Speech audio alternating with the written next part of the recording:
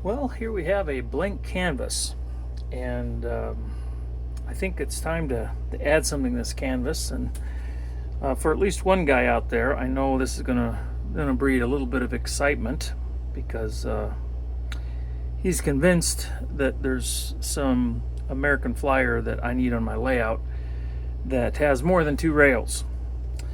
So here we go with that lead in.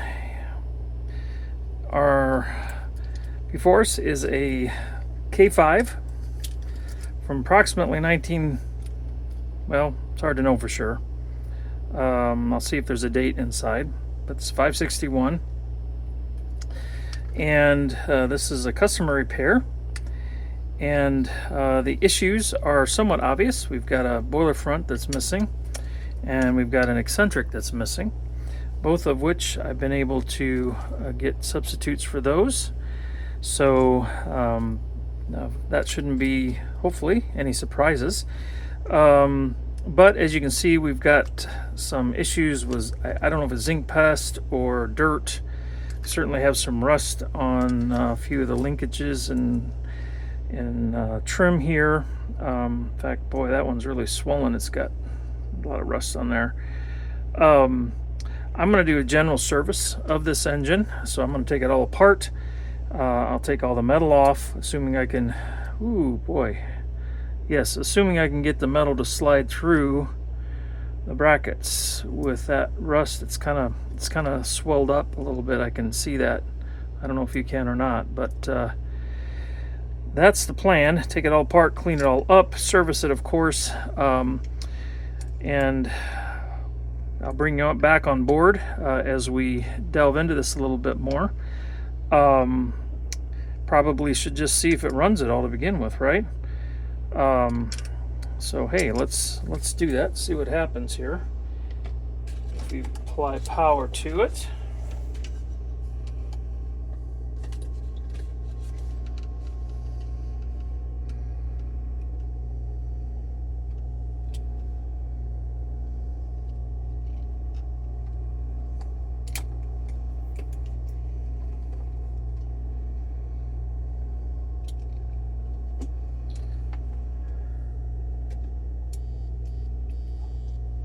I hear a reverse unit doing something, trying to do something.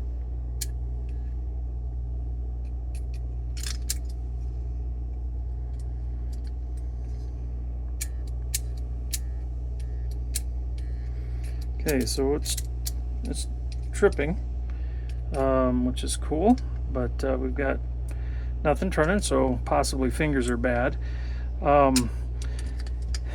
Initially, without getting into this, I think one thing that I've been wanting to share with all of you, again, those of you that are into pre-war O-scale by American Flyer will already know this, that when they switched to the open frame worm gear motor, that technology was then carried over into S-scale. So as you know, as I open this up, there's going to be a lot of similarities to what those of you that open up S-scale, which is one of the nice things about doing both, because you're going to have so many similarities.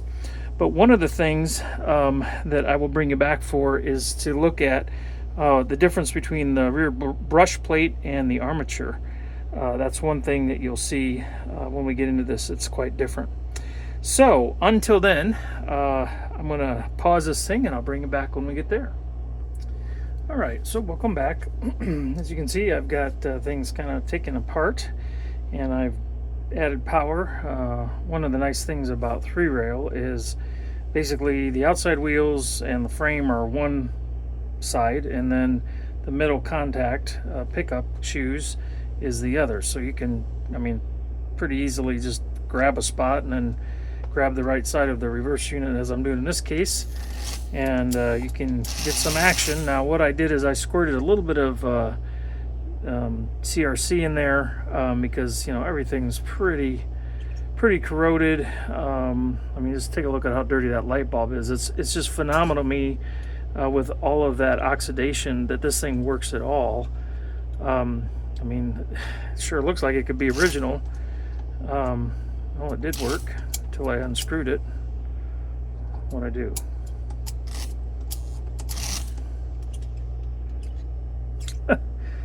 Oh, Austin, what'd you do?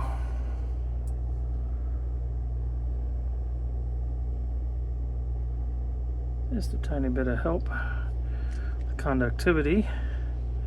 Again, these are all things I'll clean, but I thought it'd be nice to get some sort of a baseline to see what works. No, the light bulb's not going to work at all. Oh, there it goes. Come on. So we've got a reverse unit that periodically will move. I've got a forward and reverse. So that's all good. I just find it fascinating, to look at the O scale and to see truly how different it is, just in terms of good old distance. So here's an O scale or a S scale, and you can see how much more narrow the wheel sets are. But yet, whether it was serendipitous or genius, I mean, they basically put thinner wheels on here that went pretty much up against the chassis, and there's very little else they changed. One other thing that is to me fascinating is once I take this brush plate off, you'll see that the armature, the end that comes out through the brush plate, is much thinner. So that's something that I don't know why they did originally, because this end is going to be the same, but this end was turned down. I don't know why they did that. And then once they got to S scale, they kind of went to the unturned center of the armature. So yeah, some things are kind of fascinating how they chose things. Why did they do things the way they did? One other thing I was looking at, and again, I don't know how easy it is to see in the camera shot here, but there's actually a slope to these center wheels, and as I saw that, I thought, is that just because through the years it wore off, as it went around curves, and it just wore, or is that how they made it? Because with flyer center blind drivers, they're pretty much just flat across, but these are not. Also interesting to see, again, the blind driver, how wide it is compared to the flange driver, and I think some of these differences are just kind of interesting to point out. So, all right, next thing I'll do is go ahead and take the brush plate off, and we can take a look at the differences between the ends of the commutators. And if you have any early flyer engines, you'll recognize this brush plate.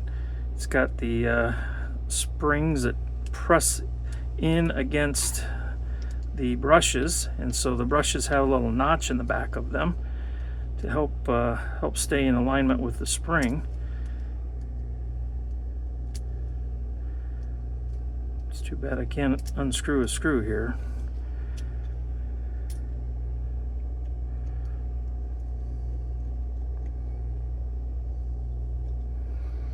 Oh, no, that's fascinating. This one actually is a larger one. Okay. Well, I've actually got some parts for another early flyer O scale, and the end of the armature is noticeably thinner, which I think is just, again, fascinating. Somewhere I've got it. I'll try to find it. Okay, so here's what I was looking for. Again, this is pre-war. I think it's part of an Atlantic. I bought an engine that I'm rebuilding, and you can see the difference in size here and here. And this still works. I tried it out. It works fine. But here is, again, the one in this particular engine, which I suppose somebody could have swapped it out with a flyer one if the motor went bad. You could have done that. Of course, here's our dud that's over on my shelf. But anyhow, interesting stuff. Thought I'd share that with you. If you get into pre-war American Flyer, you may find yourself with some limited amounts of incompatibility, but it's only incompatible if you try to put, you know, this with this. But you can push this brush out and put a modern one in there, and the plate will still work. So, all right, enough about that bunny trail.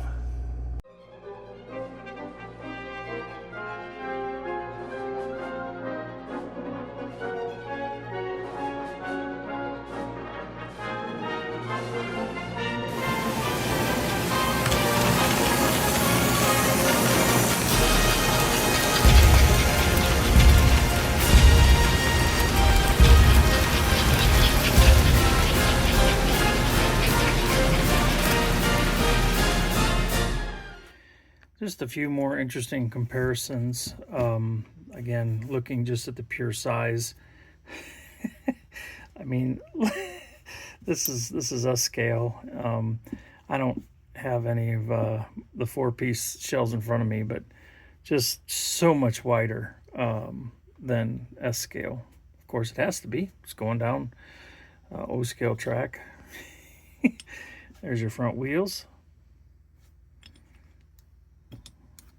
Trailing wheels. Now, I think it's worth noting, see how they did this with the Delta truck here that goes behind the engine. Again, this is the same type of process they used on early Atlantics, and I'm assuming also K-5s when they switched to S scale, is they have this little basically bracket in there to keep the pony truck from getting too out of line with the lead engine or lead wheels. So pretty interesting stuff.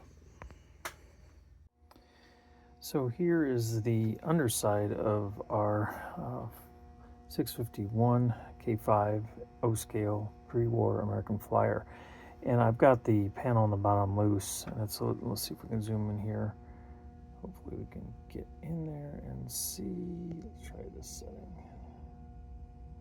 It's a little hard to see, but the axle is exposed. That's what I'm trying to get at. By taking this cover off, so you can put a little bit of lubricant down in there, and that will just help everything work a lot better, especially on something that's as old as this one is. Pretty cool. Welcome back to a 561 from 1940-41. So I've got things cleaned, lubricated, a little bit of a repair. There was a crack mount for the bulb, and I put in new brushes, and I lubricated axles, and of course took the commutator out and cleaned all that and lubricated it. And I did not have to do anything with the fingers because they're in great shape. There's reverse, as you can see it revs up really nicely. The motor is not moving around much. Got good spacing washers in it. All right, let's see if we can get.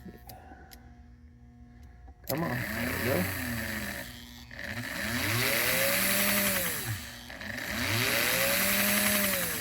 So it winds out really nicely. Motor sounds good. As you can see, there's a little bit of issue with this reverse unit still. There are times it works really good, and then like this. All right, I think I got this thing to behave a little bit better now. You can see it's going to turn each time. This is with low voltage applied. The prong is dropping.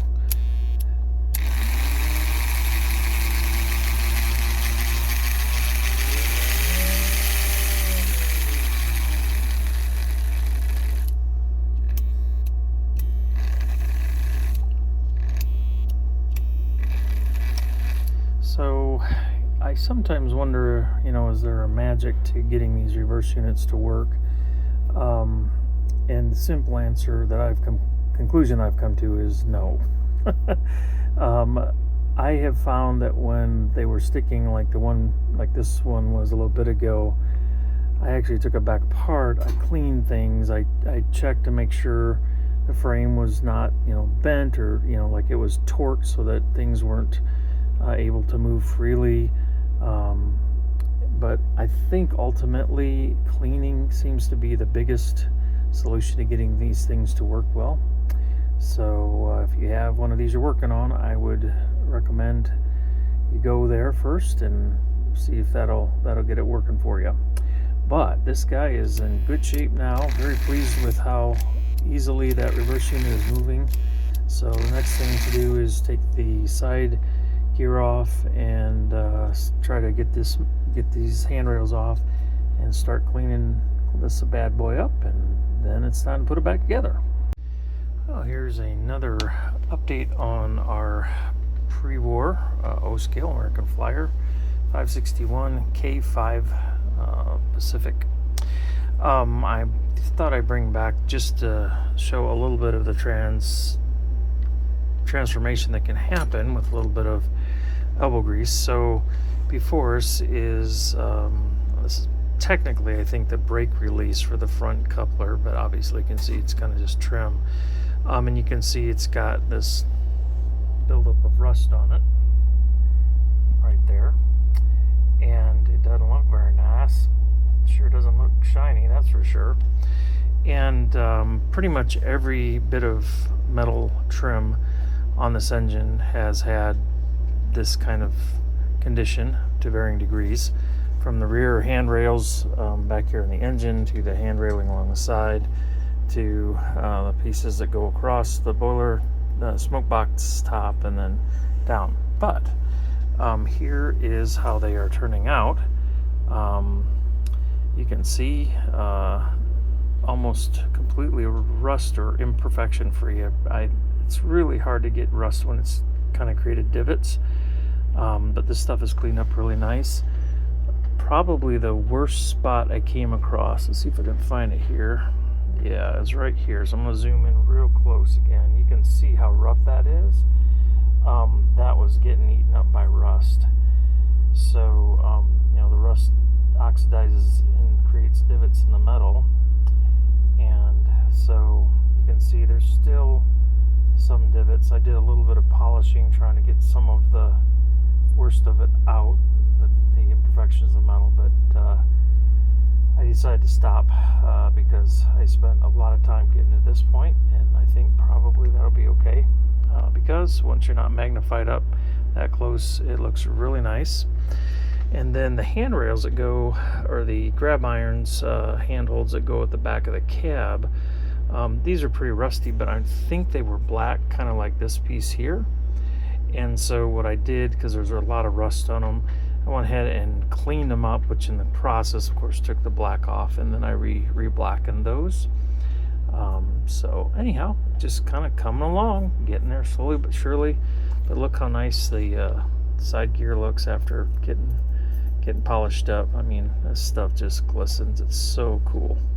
Catches the light really nicely. So this is fun. I love to see how sparkly these old engines can get after a lot of years of kind of falling into disrepair. This is a lot of fun, very rewarding. Okay, so let's go ahead and give this guy some voltage and see what we get here.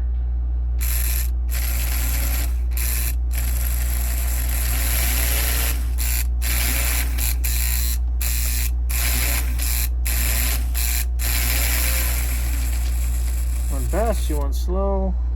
You can have it whatever you want. Now, the one thing that I noticed is reversing it makes a lot of rattle, which I didn't hear before I put the shell back on. And I also noticed that if you put the reverse lockout lever, I don't know how you can see this, but see how I don't have it quite all the way over? That is completely disengaged. But to me, it seemed like it rattled more there. I don't know. Maybe it doesn't make any difference. This is one of the brushes that was in your motor, and it's a little hard to tell, but that's about half the length they should be, little nubbins. Now, the motor I think still would have worked, but I went ahead and I put new ones in for you that, like I said, they're twice as long. Of course, lubricated all that up. I took the bottom apart and I lubricated all the axles. A little bit of zinc pest going on with this shell. Here though, I cleaned this up. You can kind of see how it's a little bit, I don't know what you'd call that, disfigured maybe, and the paint was really weird, so I kind of touched that in again, and it doesn't really stand out. Of course, I've cleaned everything for you, but I hope you're happy with this. It was really fun to work on this for you, and pretty cool. I love seeing how Flyer, started out, and then because I'm very familiar, of course, with the S scale variant of this. And if you don't know, this engine was made between 1940 and 1941. It's a K-5 Pacific that would have been run by the Pennsylvania Railroad. It's got what's called, I believe it's pronounced Bell Pair firebox, a squared off firebox, and that was because of the type of coal they used.